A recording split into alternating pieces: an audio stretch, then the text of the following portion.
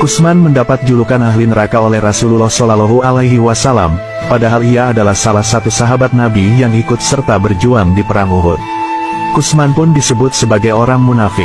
Pada awalnya, Kusman tidak ingin ikut kaum muslim untuk perang Uhud, karena ia sakit hati atas perkataan Rasulullah yang mengatakan bahwa ia adalah ahli neraka. Keesokan harinya, kaum perempuan Bani Zafar datang dan mencela Kusman.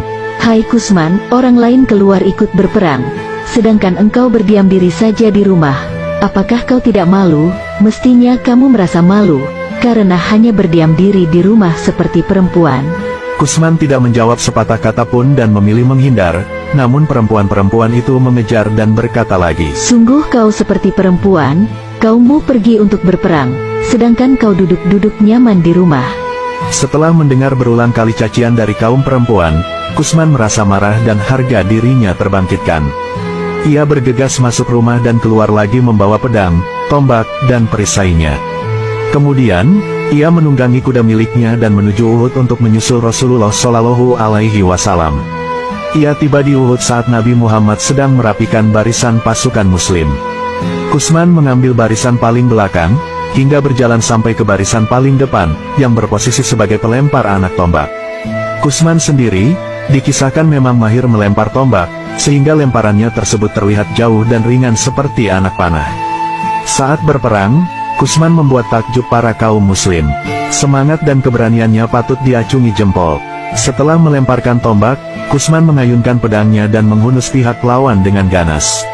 Orang yang menyaksikan Kusman bertanya-tanya, mungkinkah orang yang pemberani dan hebat saat berperang akan jadi ahli neraka? Bagi mereka, kesungguhan Kusman memerangi kaum Quraisy membuat pernyataan Rasulullah masih belum bisa dipercaya. Banyak tokoh yang terkenal kuat dan zalim dari kaum Quraisy mampu dibunuh dan ditebas oleh Kusman. Tentu saja pengikut Rasulullah menjadi ragu bahwa ia akan menjadi ahli neraka.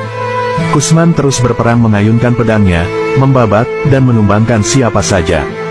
Dalam telinganya, masih terngiang kecaman dan celaan para wanita yang mengatakan ia seperti perempuan. Hal itu masih membuat Kusman sakit hati. Tak hentinya Kusman mengincar kaum Quraisy untuk dibunuh, ia sangat lincah dan tak gentar. Saat kaum Quraisy mulai berkurang, harta peperangan atau honimah ikut berjatuhan.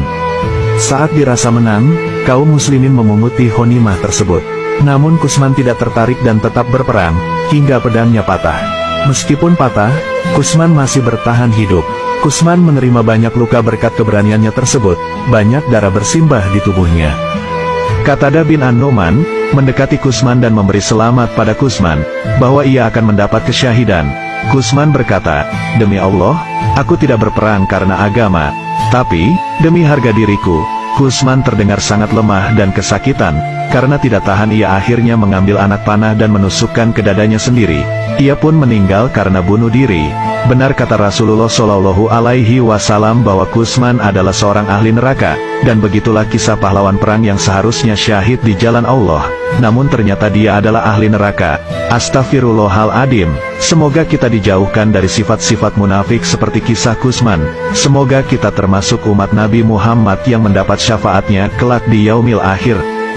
Mudah-mudahan video ini bisa bermanfaat bagi kita semua, dan bisa kita ambil faedahnya. Amin ya robbal alamin.